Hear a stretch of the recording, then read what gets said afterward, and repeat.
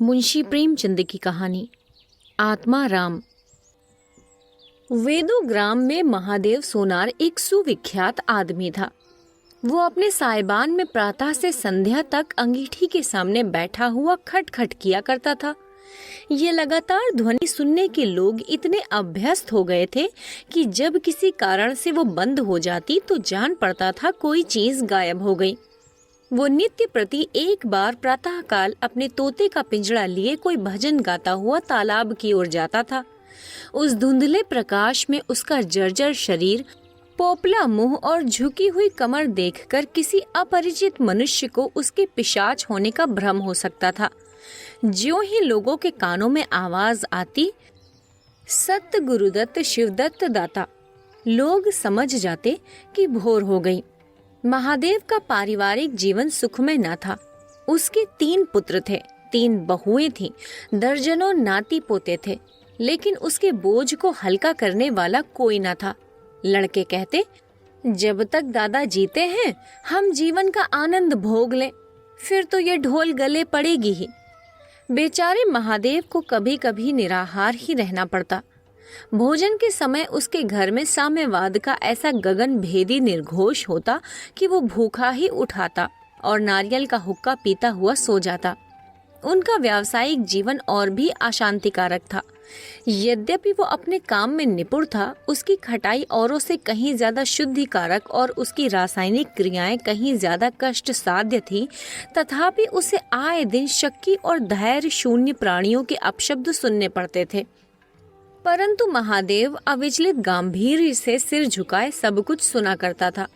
ज्यों ही ये कलह शांत होता, वो अपने तोते की ओर देखकर पुकार उठता, सत गुरुदत्त शिवदत्त दाता। इस मंत्र को जपते ही उसके चित्त को पूर्ण शांति प्राप्त हो जाती थी। एक दिन संयोगवश किसी लड़के ने पिंजरे का द्वार खोल दिया। तोता उड़ गया। महादेव ने जो सिर उठाकर पिंजरे की ओर देखा तो उसका कलेजा सन्न से हो गया। तोता कहाँ गया? उसने फिर पिंजड़े को देखा तो तोता गायब था। महादेव घबरा कर उठा और इधर उधर खपरेलों पर निगाह दौड़ाने लगा। उसे संसार में कोई वस्तु अगर प्यारी थी तो वो यही तोता। लड़के बालों नाती पोतों से उसका जी भर गया था। लड़कों की चुलबुल से उसके काम में विघ्न पड़ता था। बेटों से उसे प्रेम न था, इसलिए नहीं कि वो निकम्मे थे, बल्कि इसलिए कि उनके कारण वो अपने आनंददायी कुल्हड़ों की नियमित संख्या से वंचित रह जाता था। पड़ोसियों से उसे चिढ़ थी, इसलिए कि वे अंगीठी से आग निकाल ले जाते थे।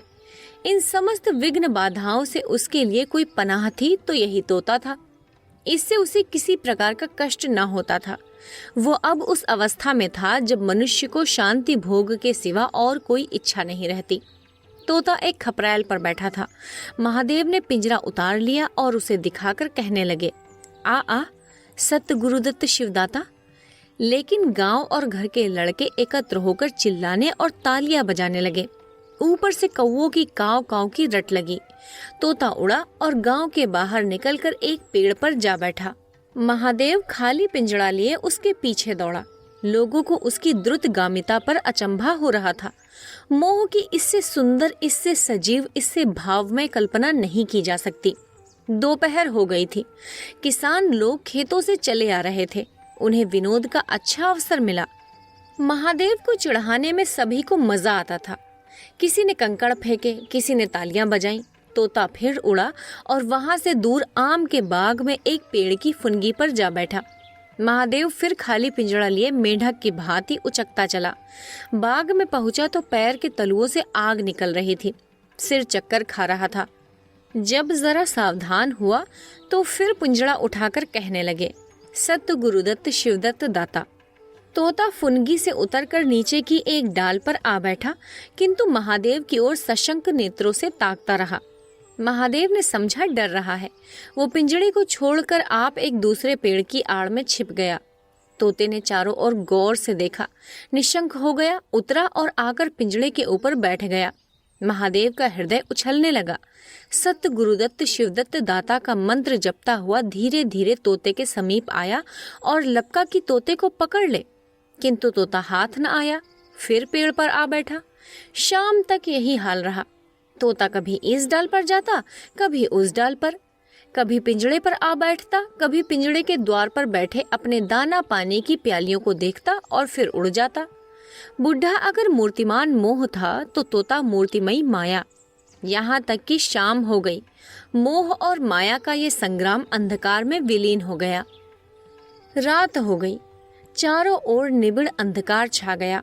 तोता न जाने पत्तों में कहाँ छिपा बैठा था। महादेव जानता था कि रात को तोता कहीं उड़कर नहीं जा सकता और न ही पिंजड़े में ही आ सकता है। फिर भी वो उस जगह से हिलने का नाम न लेता था। आज उसने दिन भर कुछ नहीं खाया। रात के भोजन का समय भी निकल गया। पानी की बूंद भी उसके कंठ में न गई। लेकिन उसे न भूख थी न प्यास। तोते के बिना उसे अपना जीवन निस्सार, शुष्क और सूना जान पड़ता था। वो दिन रात काम करता था इसीलिए कि ये उसकी अंतः प्रेरणा थी। जीवन के और काम इसलिए करता था कि आदत थी। इन कामों में उसे अपनी सजीवता का लेश मात्र भी ज्ञान न होता था। तोता ही वो वस्तु था जो उसे चेतना की याद दिलाता था। उसका हाथ से जाना जीव का देह त्याग करना था। महादेव दिन भर का भूखा प्यासा, थका मांदा रह रहकर झपकियां ले लेता था, किंतु एक क्षण में फिर चौंक कर आंखें खोल देता और उस विस्तृत अंधकार में उसकी आवाज सुनाई देती, सत्य गुरुदत्त शिवदत्त दाता। आधी रात गुजर गई। सहसा वो कोई आहट पाकर चौंका।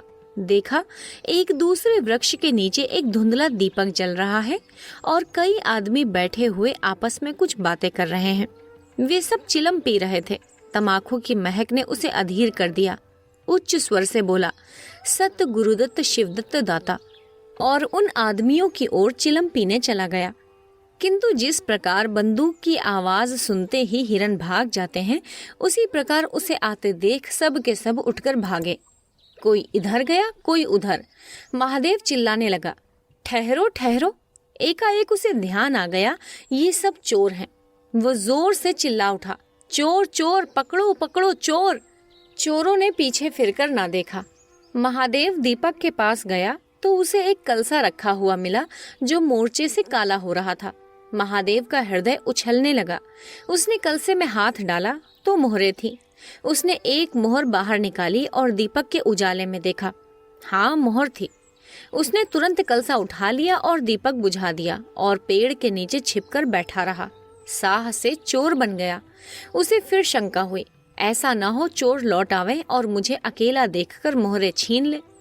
उसने कुछ मोहरे कमर में बांधी, फिर एक सूखी लकड़ी से जमीन की मिट्टी हटाकर कई गड्ढे बनाए।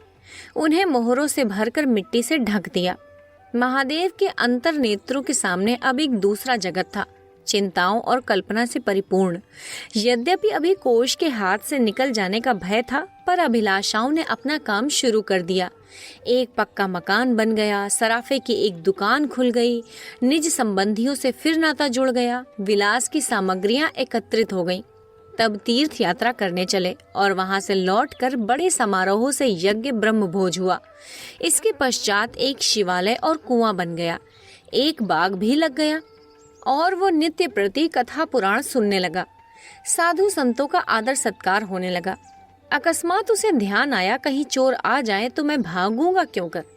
उसने परीक्षा करने के लिए कलसा उठाया और 200 पग तक बेतहाशा भागा हुआ चला गया। जान पड़ता था उसके पैरों में पर लग गए हैं। चिंता शांत हो गई। इन्हीं कल्पनाओं में रात व्यतीत हो गई। उषा का आगमन हुआ, हवा जागी, चिड़िया गाने लगी। सहसा महादेव के कानों में आवाज आई, सत्य गुरुदत्त शिवदत्त दाता। राम के चरण में चित्त लगा। यह बोल सदैव महादेव की जिह्वा पर रहता था। दिन में सहस्त्रों ही बार ये शब्द उनके मुंह से निकलते थे, पर उनका धार्मिक भाव कभी भी उनके अंतःकरण को स्पर्श न करता था। जैसे किसी बाजे से राग निकलता है, उसी प्रकार उसके मुंह से ये बोल निकलता था, निरर्थक और भाव शून्य। तब उसका हृदय रूपी वृक्ष पत्र पल्लव विहीन था। ये निर्मल वायु उसे गुंजरित न कर सकती थी, पर अब उस वृक्ष में कोपलें और शाखाएं निकल आई थी। इन वायु प्रवाह से झूम उठा, गुंजित हो गया। अरुणोदय का समय था। प्रकृति एक अनुरागमय प्रकाश में डूबी हुई थी।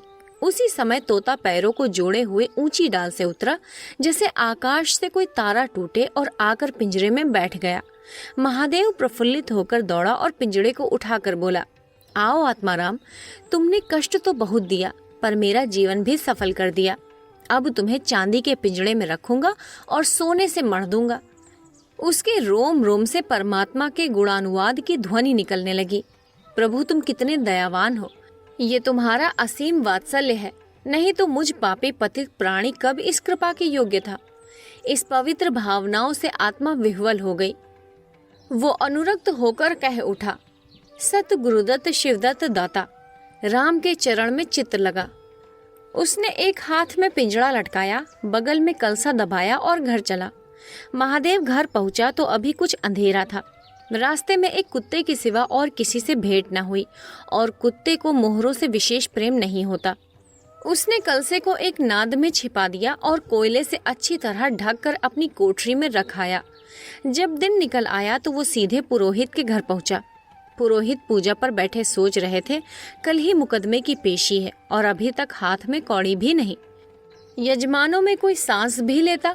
इतने में महादेव ने पालागन की। पंडित जी ने मुंह फेर लिया। ये अमंगल मूर्ति कहाँ से आ पहुंची मालूम नहीं। दाना भी मयस्सर होगा या नहीं, रुष्ट होकर पूछा। क्या है जी, क्या कहते हो? जानते नहीं हम इस समय पूजा पर रहते हैं?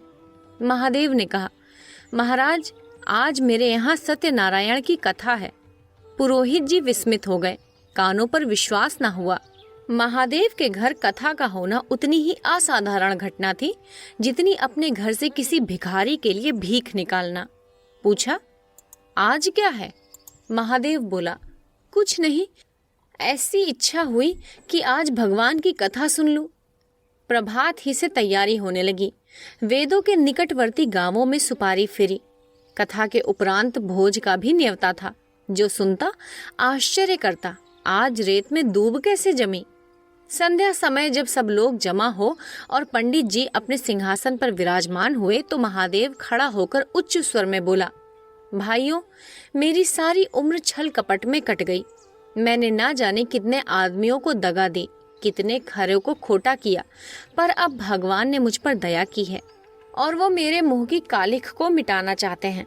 मैं आप सब भाइयों से ललकार कर कहता हूँ कि जिसका मेरे जिम में जो कुछ निकलता हो, जिसकी जमा मैंने मार ली हो, जिसके चोखे माल का खोटा कर दिया हो, वो आकर अपनी एक एक कौड़ी चुका ले। अगर कोई यहाँ न आ सका हो तो आप लोग उससे जाकर कह दीजिए कल से 1 महीने तक जब जी चाहे आए और अपना हिसाब चुकता कर ले। गवाही साखी का काम नहीं। लोग सन्नाटे में आ गए। कोई मार्मिक भाव से सिर हिलाकर बोला, हम कहते ना थे? किसी ने अविश्वास से कहा, क्या खाकर भरेगा, हजारों का टोटल हो जाएगा। एक ठाकुर ने ठिठोली की, और जो लोग सुरधाम चले गए? महादेव ने उत्तर दिया, उसके घर वाले तो होंगे। किंतु इस समय लोगों को वसूली की इतनी इच्छा न थी जितनी ये जानने की कि इसे इतना धन कहाँ से मिल गया। किसी को महादेव के पास आने का साहस ना हुआ। देहात के आदमी थे, गड़े मुर्दे उखाड़ना क्या जाने। फिर प्रायः लोगों को याद भी न था कि उन्हें महादेव से क्या पाना है, और ऐसे पवित्र अवसर पर भूल चूक हो जाने का भय उनका मुंह बंद किए हुए था। सबसे बड़ी बात यह थी कि महादेव की साधुता ने उन्हें वशीभूत कर लिया था।